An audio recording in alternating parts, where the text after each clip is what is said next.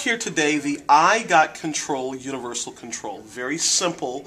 It works with an iPhone, an iPod Touch, and an iPad. You have to put the software on there, which is free, I Got Control. So I already put the software on my iPad. Okay, if only I could activate it properly. And then this comes up, and next we have a message saying they can't find the accessory.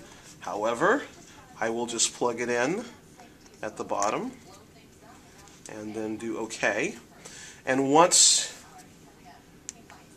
all right, a little technical error. Once it's found the device, it actually acts as a universal remote.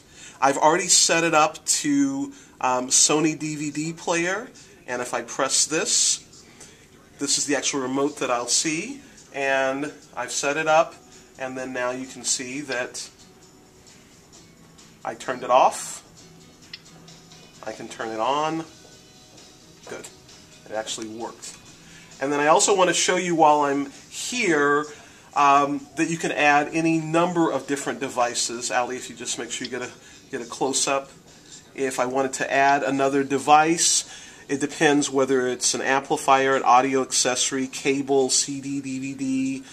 You can add any device that you want to, and then you have to know the manufacturer of the device, generally speaking. But even if you don't know the manufacturer of the device, so for example, if I had a video accessory, you can actually do an edit, and if you click this little button, it will learn the code and set it up and operate the infrared.